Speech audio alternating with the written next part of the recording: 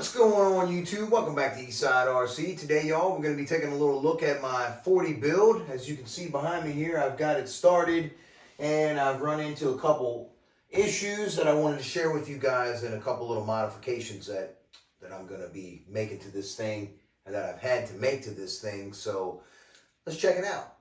And here's the ride so far. I had some issues with the front here. So as you can see, I had to Dremel off this area right here. Same with this side over here. I just put some dye on that just to see what it looked like, but you can't hardly see it. I'm not really worried about it. It's just what had to be done because the inside of the wheel, let's see here. The inside of the wheel here, as you can see that nut right there, that screw? That screw was rubbing on there really bad, binding the whole steering up, and that's no good. So I had to file that down. That was one area I had to address. Then the rear back here, in order to get this set up like this, and in order to use these here, you have to take the Dremel tool and you have to sand down this area right there. You can see where I knocked it down right there, see? Just so that this will fit in here. So this big cup will go up against there. Then the other issue that I found was upon putting this up in there and putting this on, there was a whole lot of slap with the wheel here, with the wheel mount for the BRP, the hub, the wheel hub. It was slapping back and forth like this. What that does is that can cause your bearings to wear out faster, because it'll allow up and down play and back and forth and just wobble all around and wallow your bearings out. So that's no good. So how do you fix it? Well, you fix it with these right here, old DDM TT399, whole packet of different kinds of shims. And you just simply shim up the shaft on the back here. So what you're doing is you're backspacing this off of this hub, and then you can put this in there and everything will work just fine. So I'm going to show you guys the slap right now with it together. All right, here it is without the spacers. Also, the spacers gets you away from this housing enough so that it doesn't rub, because it's fine spinning here, but if you pull it this way, I can feel some rubbage. But if you don't space it, that's what you get, slop. So now we're gonna put the spacers on there. You'll know if the spacers are not correctly spaced. For one, it'll be real tight to turn. Also, the pin won't go in there as easy. You won't be able to just push the pin in. Check it. No play, but minimal play. The 4 washers I had down here were not good enough. Look how that camera focuses right in when I point my finger at it. These I had to use a little tiny bit thinner washer, probably like a 0.2 millimeter. I had a 0.4 in here on one of the 4 washers, and it was just, this would not spin super free. That's another thing. When this is all done and together, it should spin like this, nice and free. Okay, no rubbing, just easy turning. No drag, buttery smooth. And you guys can see I got this tied up here in the back. That's because before this can be installed, due to this giant IRC cut back here, you need to notch out this, because what happens is when you put this together and slide the hinge pin in, it simply does not move, and it's binding bad. So I got that all good to go to where it's nice and free, and I've got some dye laid up in there. And I accidentally hit it with the Dremel tool because it was dark out there and I couldn't see. Oops. you know, it's not a show car, but that does bother me. So on to the front here, I want to show you guys. I fixed the front. Check out my light wire. This truck's gonna have all kinds of lights. I did this little light wire up in here with my green sheath and yellow heat shrink. This right here, as you guys can see, I got this all ground down, and I want to show you this would not spin free. It would turn like this. That's it. When you'd flick it, it was like brakes were on. I want to show you how nice and free it turns now. Look at that. From all angles. Nice and free from its full range of motion. Well, there's the rear all tightened up. And she is buttery smooth. Here's the brakes we're going to be using.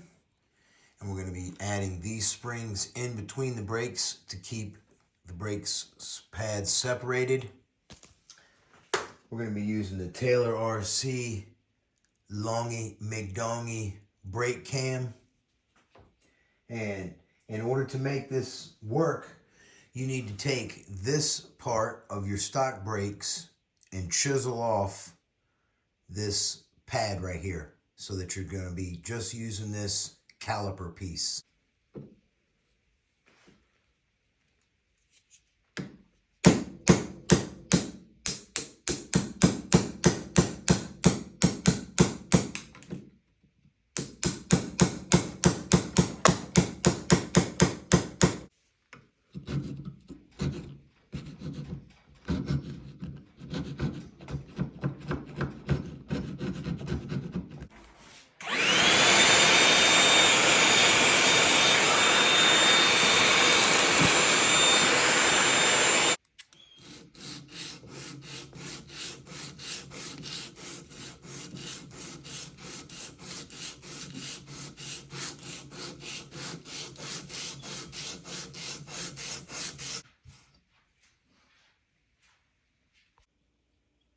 Check it out, y'all. Nice and smooth. Perfect.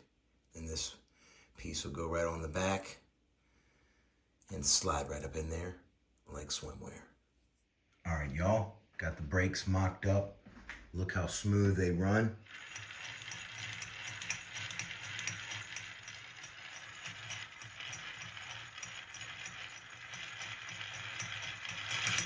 Very nice. The springs hold this apart really nice. One thing I did notice when I was spinning it, it was binding up. And what was happening was this brake disc right here was getting off the edge and getting into this lip here. So I simply solved it by putting this big giant plastic washer in here that is made to fit in this race on this nut. There's one on either side. You have to run both of those and in order to have nice, smooth running brakes. You know, it's very important that everything rolls super free and you don't have any drag. That way you can get all the horsepower to the ground and not bound up through the drivetrain. All right, then, y'all, we're going to do a little tank work real quick. If you guys have modified your tank and it's leaking, if you modified your gas cap and it's leaking, it's possibly leaking because you took this out right here. And when you want to put this back in, but you want to remove this piece right here and chuck it aside, and you want to use this here back up in there like so. All right, and then put this back up in there because that just keeps it from leaking. It makes a nice flat spot, and it helps retain the shape of this thing. So if you tighten it down too tight, it kind of pushes it out of shape or whatever, and that's probably what's causing a leak. So this helps retain the shape of the gasket. I highly recommend that you use it. Now, for a big bore, you only use one fuel line, and oftentimes the regular style clunk is not flowing enough fuel, y'all. It causes bubbles in the fuel lines, and it's just, I found it to be a headache. So I come up with this solution right here. I took DDM's Crap Trap fuel filter, and I took this part right here and took my 0 to 60 drill bit, opened this up inside here to it's the size of this line, so it's all equal. And I took this piece of tubing that was from a tank vent, okay, and I slid this over this because it fit inside of this big fitting right here, one thing, and it slid up over this line here nicely. Then I took the super fine mesh screen and put it in the back, and then I put the bigger mesh screen in the front here, and now I have my own filter, and this will lay down on the bottom of the fuel line, of the fuel tank, and it will draw a nice, supreme, adequate flow. Listen. Oh yeah, my Taylor 40 is really going to be drinking some fuel now. All right, back to the front for a second. If you notice, I didn't use anything Baja here. This is for the MTXL, and this come with something that I got for the FID. It would come with the steering, that's right. These links came for the steering for the MTXL. They're super beefy. I really like them, so I decided to fit them on Baja here. However, there was one little dilemma. If you look right there, the hole is made for a bigger screw. See there, all wallowed out?